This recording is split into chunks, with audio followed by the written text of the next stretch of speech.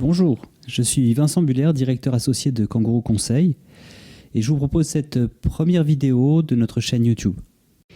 Une crise sanitaire, un révélateur psychosocial. Le principe d'une crise, c'est qu'elle révèle, qu'elle jette une lumière crue sur ce qui fait déjà partie de notre quotidien. C'est ce que dit ce célèbre chercheur en rhétorique contemporain dans une vidéo actuellement sur le net. Pour l'entreprise et les personnes qui la font vivre, cette crise commence avec le confinement. Il y aura probablement un prolongement économique, financier, politique, managérial et social. En effet, elle révèle l'ampleur des dysfonctionnements de notre époque. Et chaque époque a les siens. Dysfonctionnements qui pèsent notamment sur la santé psychique des personnes au travail. La période de l'après, dont on commence à parler, ouvre des perspectives et des opportunités passionnantes, autant qu'inquiétantes. Il est temps de s'engager dans le changement, mais lequel ? Que révèle cette crise et l'expérience du confinement ?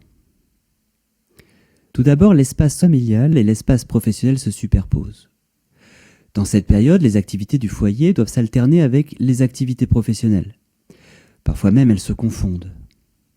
C'est votre fils, par exemple, qui vient de s'égratigner le genou en pleine conf-call avec le comité de projet. Vous devez le rassurer pendant que vous vous excusez auprès de vos interlocuteurs. Vous êtes à la fois visible dans votre rôle et votre imperfection de père devant vos collègues et supérieurs. Ce genre de situation est une complexité cognitive extrême, en fait. Elle peut faire augmenter votre niveau de stress d'une manière excessive, créer un paradoxe entre votre image de professionnel et qui vous êtes dans votre rôle de parent.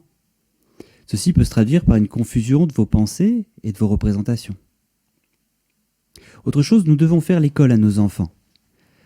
C'est-à-dire que la responsabilité pédagogique, qui habituellement est déléguée à l'école, se cumule aujourd'hui aux responsabilités liées au travail. L'objectif scolaire de nos enfants se cumule à nos objectifs professionnels. Le sentiment de tout faire mal, ou à moitié, peut s'emparer de nous et dégrader l'image de soi, engendrer une culpabilité ou de la frustration de ne pas atteindre ses objectifs. C'est encore le confinement familial qui est l'occasion de s'impliquer davantage dans ses relations de couple et de parents. Cela peut mettre en relief les fonctionnements relationnels et affectifs de la famille, parfois riches et épanouissants, d'autres fois défaillants, voire toxiques. Ce zoom rapide sur nos foyers peut amener à des prises de conscience brutales et difficiles à encaisser. Il n'est pas rare que nous fassions l'expérience d'une déstabilisation de la structure familiale. Cette crise familiale peut amener à des divorces, à l'augmentation des violences conjugales dans les foyers les plus fragiles. Deuxième axe, le travail est un cadre psychosocial très puissant et il ne joue temporairement plus son rôle ou plus de la même manière. Le travail représente souvent un investissement personnel immense en termes de compétences et d'identité. Dans la difficulté actuelle de faire son travail comme d'habitude, le sentiment d'être inutile ou insuffisant peut s'installer. Ce qui peut amener à une dévalorisation, une perte de confiance, un sentiment de vide. Par ailleurs, les valeurs d'exigence, d'efficacité, voire d'excellence sont habituellement véhiculées par certains métiers. Elles sont parfois difficiles à concilier avec les conditions dégradées du travail, le télétravail, les effectifs réduits, le manque de moyens. Cela peut mener à une dévalorisation, à un manque d'estime. Pour certains, cette situation peut représenter un véritable sevrage de ce que le travail apporte habituellement comme bénéfice pour l'identité, pour la personnalité, avec son lot de souffrances. Pour certains, structurer son temps et ses activités en confinement peut devenir difficile. Cela mène à une perte de repères, un sentiment de manque d'efficacité, l'impression de la journée qui file trop vite, le sentiment d'être dépassé, déboussolé.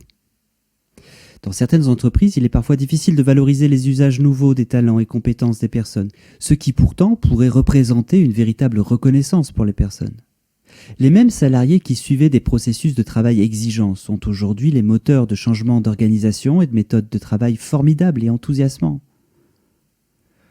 Valoriser les savoir-être, comme le soutien des collègues, donner du sens à la situation et au changement, est extrêmement important et pourrait se poursuivre dans la période de l'après.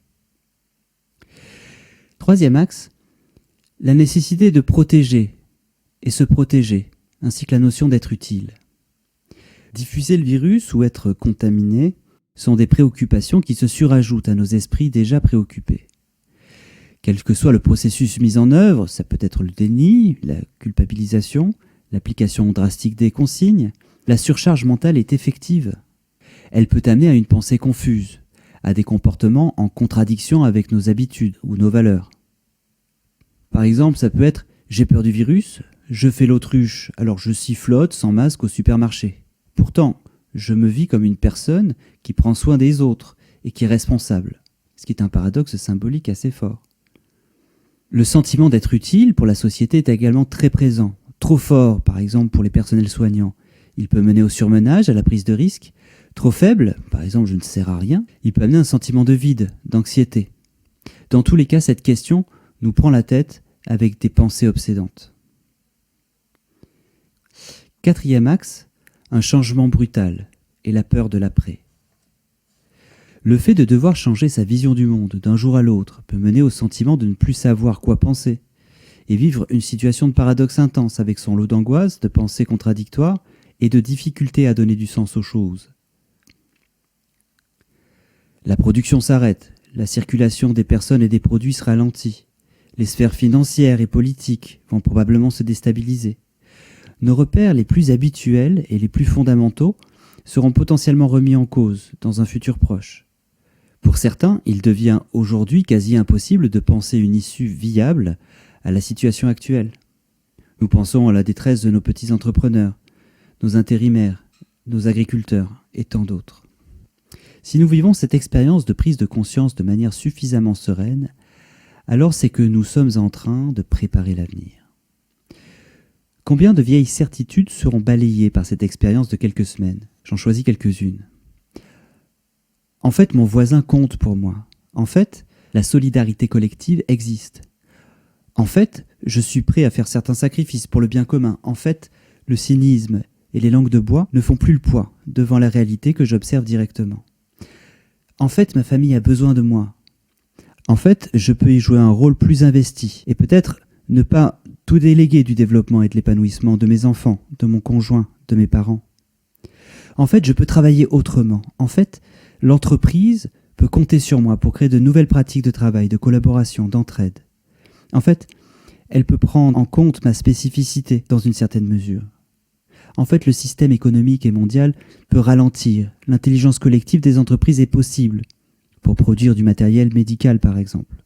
En fait, le choix des vies humaines pèse un certain poids face à l'économie, la finance, les décisions politiques.